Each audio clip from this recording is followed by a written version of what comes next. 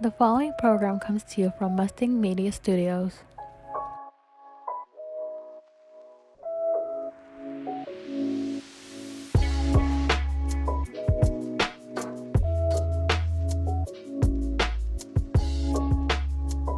Welcome everyone to the Comfort Corner podcast, a podcast for young teenage audience to be educated on the world around them, to prepare them into the future adulthood.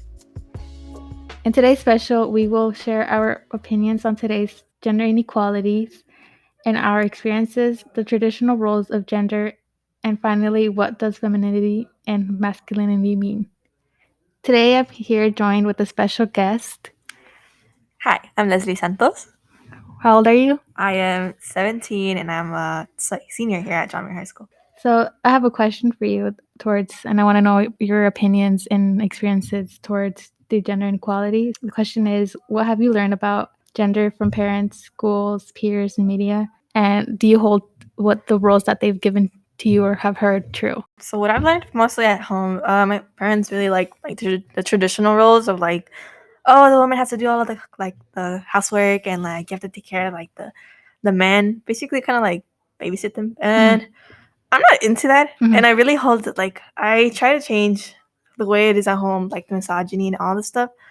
But my parents, they say you're just too delicate. Oh, like it's your job because you're a woman, but they don't really try understanding it. So, like, you said those are the things, the roles that you break. Like, I try to, but sometimes I'm forced to go along with them. What are things that your family have told you that made you identify as like a female or masculine? You know how some people are like, oh, you can't play with toy cars because you're a boy. I mean, you're a girl. You can't play with toy cars. That was one of them. That was as a kid, I always wanted to have things my little brother had.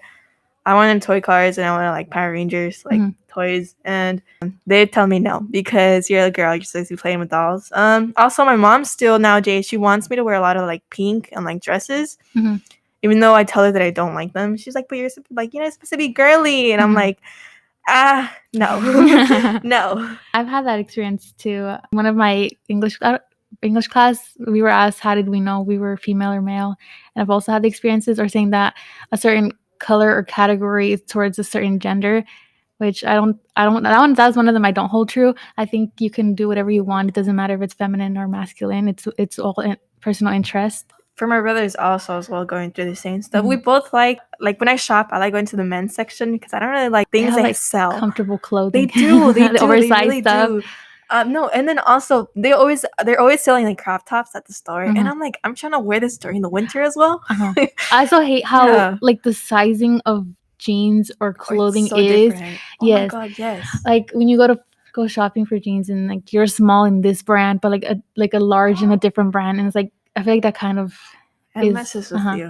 Okay, so next question: what does masculinity and femininity mean to you? I don't really know. I feel like it's a very tough question for you, this one, because then if I'd say like, oh, femininity is kind of like, oh, what, like a female, kind of like stereotypical. Yeah, because there's toxic masculinity and toxic femininity. Yeah, I don't feel like people should be labeled in different ways, but I mean, because people see it as a bad way for like a man has femininity inside him or is feminine. They're like, oh, or they get called like, fruity. They get called gay and stuff. When actually, like, yeah, they're straight, but they might just be more feminine compared to other guys. The same goes for her as a girl. Like maybe she likes wearing or like cutting her hair in a certain way, and they're like, oh, she's gay. She's a lesbian. She probably likes women when she probably doesn't. How do you express masculinity? How do I express or femininity, whichever? Or femininity. How do I express it? Let's see. I think in a way kind of what like society says too, because it's kind of like the norm. Like I wear makeup sometimes. I like that. I like wearing makeup. Also I like doing a lot of sports. I don't do them here at school, but I just like them on my free time. I be playing with my brother. Like the other day we were practicing boxing. I don't know. Like is wearing masculine clothing, like oh yeah, that too. I like wearing oversized things. Or like dark colors. Well, right now I'm wearing something very bright. How do you express femininity? Oh, you said makeup, Yeah, makeup. Sometimes I do wear dresses, like if I go like for homecoming. Yeah, I like that. I felt pretty. And then but sometimes I really like. I think what I really like I want to be more masculine too, Mhm. because I feel like it makes me feel more safer. Mm. You know, Mhm. because You I feel feel. like as a woman, I get called more often. I mean, you get called like whatever you wore. Yeah, Like, but whatever you I wore. feel like it's much more often when you wear Yeah. more feminine. Like last time I was wearing skirts and I was going around with my friend. Mhm. And some like this guy beeped at us. Toot, toot. And we turned around because like we thought it was like probably like beeping at another car, but there was no car in front of him. Mhm. And so I don't really like being more portrayed as feminine for that same reason. I like being feminine, but I don't like it when I'm around men being feminine, I guess. You don't like. Wait. I don't like showing myself to be more feminine when I'm around guys or men, because I feel like I'm more unsafe. They see you as more vulnerable. And like Yeah. closer to it. Okay, so I first want to say thank you to our sponsor for this podcast. When we come back, we are going to discuss roles that we were given, how we break them, and more about our experiences and what roles we would want to break. Hey Mustangs, you're invited to John Muir's The Movie Club, where you can watch movies of all genre, from anime to horror. Come join us every Monday at 3:50 p.m. in Mr. Silk's class, G225. For more information or updates, follow our Instagram page at JMHS_movie club. Welcome back, everyone. I'm still here with our special guest, Leslie, and we are going to continue our topic on gender inequalities. My last question for you, Leslie, is what is something you would do if you could break the rules or roles of gender for a day? So, like an example is how the traditional mom is like staying at home and cleaning the house or whatever, and like, you want to change that and making her being like a work mom, and the dad be the stay at home or whatever. Ooh, okay, that's pretty interesting. I think I would be very excited to see my dad Stay with in my mom's role, the role my mom does, because he calls her lazy. She works, but she does laundry as well. She does like a lot of things around the house, and we help her. Like, but he still has like the audacity to call her lazy. We're like, okay, we get it. I would like to see the opposite role. My dad, fulfilling all of that. I think for me, like one of the roles or rules that I would break is like the unfair like wages, like the pay wages. How like a lot of the females are paid less, and then the guys are paid more because. And a lot of people say, "Oh, well, the parent, like females should stay at home because they're too weak and fragile, and or like they need to take care of like their family and stuff like that." But like women are really tough. Like they birth kids. Exactly. They have the argument, and then but once it comes to like them staying at home, they start calling them lazy, like you said. So like you can never satisfy like a man. It's either you stay at home or if you stay at home, you're lazy. What I've also seen is that a lot of men are scared of like independent women. I feel like they really want someone kind of like they can grasp, like you said, like vulnerable. No, I like seeing women when they're independent. I would like to see a lot of women have been like, because I know a lot of things the marriage has done, like marrying with a man, it has taken sometimes opportunities away from them, because like they get pregnant, now they gotta take care of the children. More freedom for women. That's more freedom. Yes, freedom. Because I know my aunt has a lot of kids. Like she gave birth to her 9th kid, and she has so much stress going on in her life, and like every new kid she has, she was like her first child. Like I was like, I don't know how she does it. I can't even think of having one kid. The men in her family and that family are very like, they don't really help around, because I have a cousin who's my age who right now she has to stay at home because her mom is at the hospital taking care of the little girl, and the dad is also at the hospital at work, and she's the only one taking care of 4 little kids that are basically her own children, and she's really stressed. She has to come, and she has like after school programs and after school opportunities that she can't take because of like her taking care of the kids. And then we always tell her like, go take a break, like let it all like brothers take care of like their own laundry, because they still make her do the laundry, their laundry, and they're like 20. Oh my God, Yeah, really? Yes.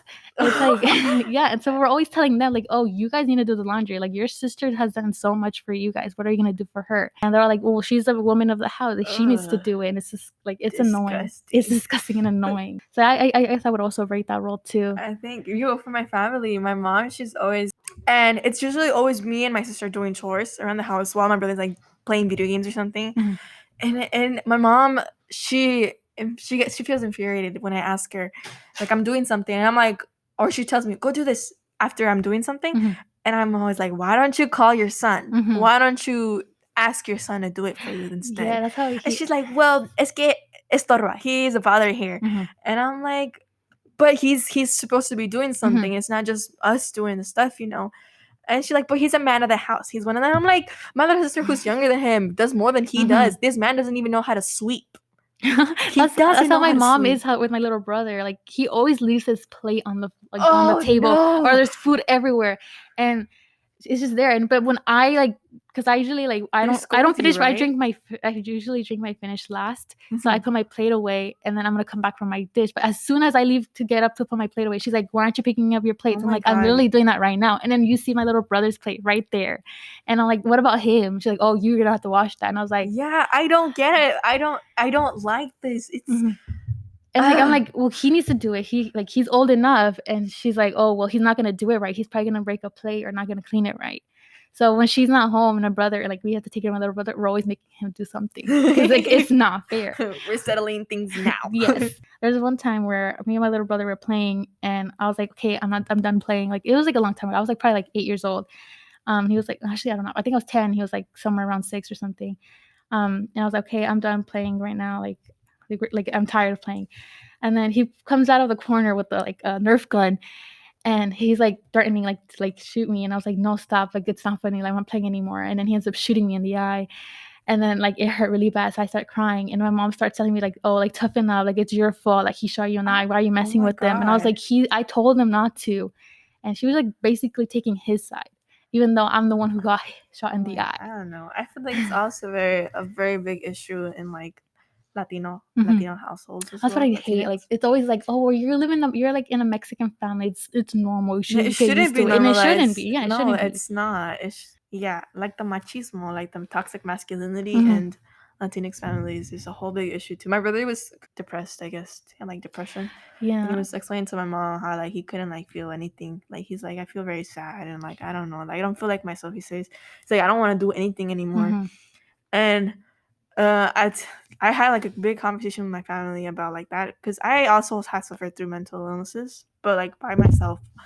And my brother is like, he has actually like come up to actually like say that he's struggling. That's something like that's big. like, yeah, that takes a lot of like strength to do that. Yeah, and my dad would like previously before, he would tell him like, oh, men don't cry. And I stood up because I can't have like, I don't want seeing my siblings struggling through things that I've struggled. So I was like, no, you got to stop saying stuff like these, because you know it's affecting the way he thinks, that he's not going to want to come out with what he's saying. And then they complain like, oh, why don't you talk to me anymore? And it's like, that's the reason why, because you keep degrading my feelings and saying it's invalid. Mine were, my feelings were degraded. They were gaslighted so much, because I told them the other day, I was it's like, it's also not even parents, because my cousins, like, who was my age, I've also seen her little brother was crying because he wanted to like sleep on the bunk bed, and she was like, no, you have to sleep over here, and he starts crying. Like, even though it's just like a little silly thing to cry about, she was saying, oh, you're not a girl, stop crying. And I didn't know how to approach to that, because like, it's not. I was like, he was just there crying, and like I wanted to like hug him, but I didn't know how to approach the situation, because like, and my mom was there and everyone else was there, and it would be like, because they're also very traditional and very like not conservative, but you know, they have that, they also agree with men can't cry because it's not a thing. So it would be like all them against just my opinion. I get it, yeah. So I don't know how to approach to this. But I mean, other times when I do see him cry, I actually like listen to them, and I want them to know that it's okay to cry, and it's okay to share their feelings towards someone else. You just have to be careful to who you're sharing it with, because some people don't think the same way that I do. That's very true. All right, I think that's all for today. I hope everyone enjoyed it. Thank you, Leslie, for being here. Thank you for inviting me here. And we'll see you guys for the next podcast. Bye-bye. Bye-bye.